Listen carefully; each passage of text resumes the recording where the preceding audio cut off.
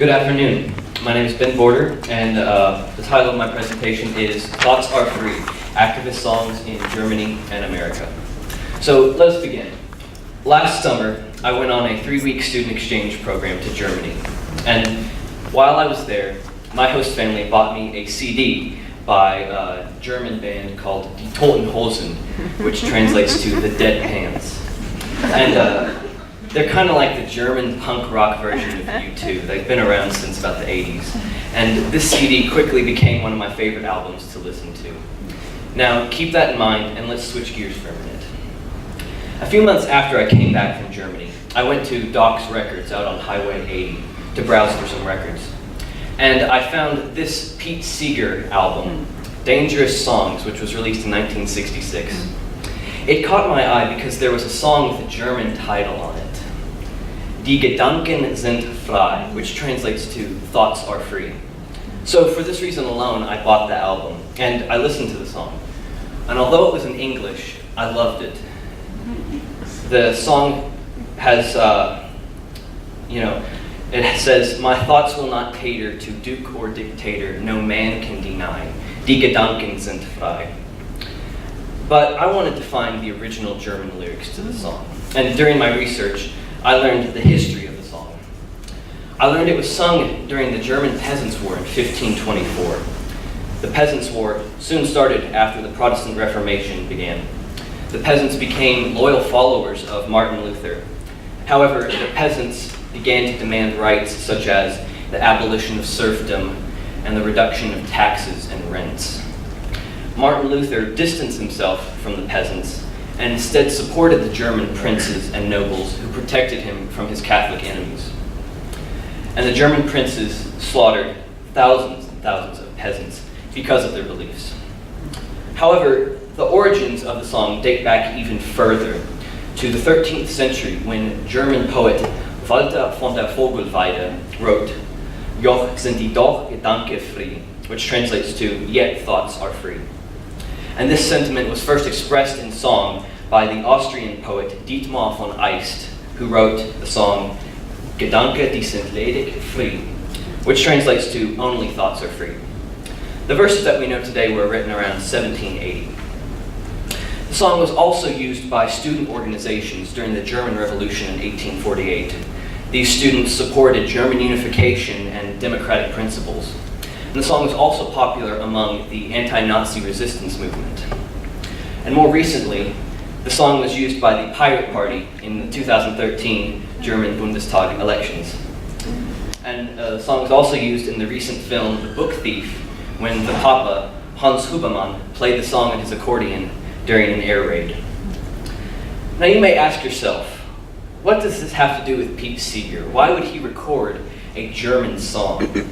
Well, when Seeger released the album Dangerous Songs in 1966, the Vietnam War was raging. There were many people, including Seeger, who opposed the war. And some of the more famous anti-war activists were both censured and censored by the media and government.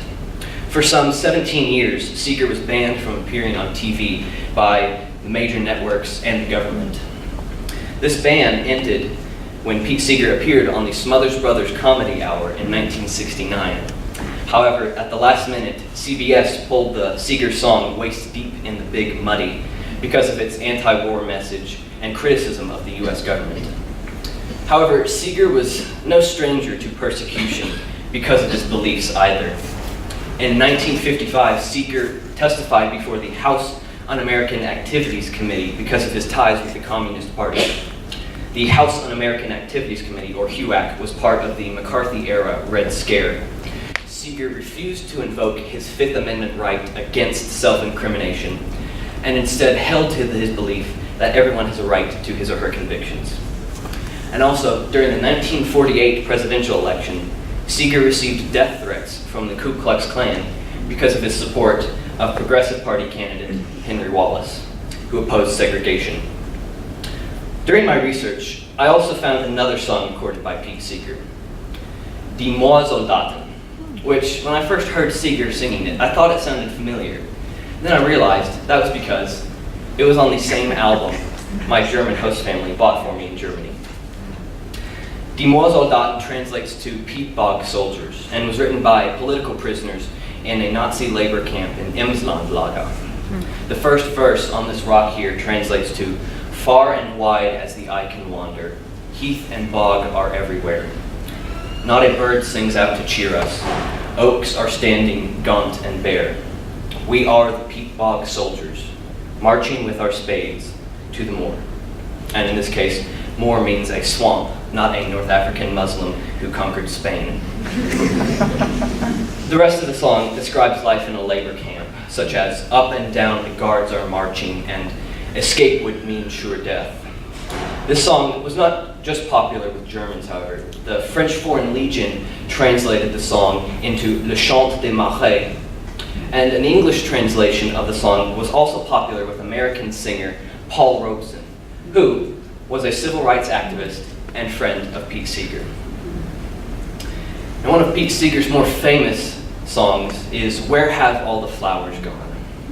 Seeger wrote the song after hearing a Russian Cossack song. The song talks about the circle of life. Where have all the flowers gone? Girls have picked them. Where have all the girls gone? Gone to husbands. Where have all the husbands gone? Gone to soldiers. Where have all the soldiers gone? Gone to graveyards. Where have all the graveyards gone? Gone to flowers, everyone.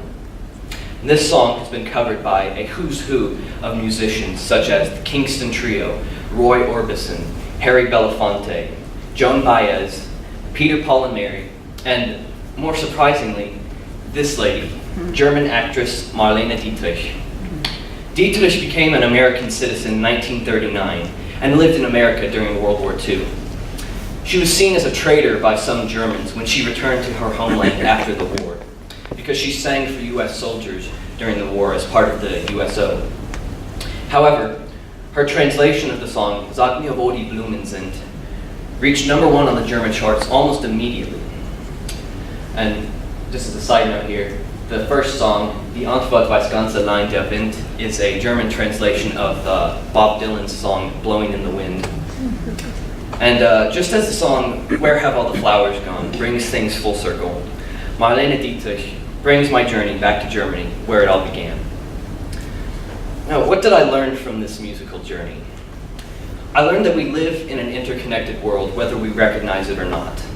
No matter where a song comes from, be it Germany, America, Israel, or South Africa, we find that music has the power to express universal truths, such as thoughts are free. And these universal truths are relevant throughout history, from 13th century Germany to 20th century America. The frame of history may change, but the human condition remains the same. Now, I've often heard that history repeats itself, but I don't like that, but I rather prefer Mark Twain's quote, history does not repeat itself, but it does rhyme, which is good if you're a songwriter like Pete Seeger. Thank you.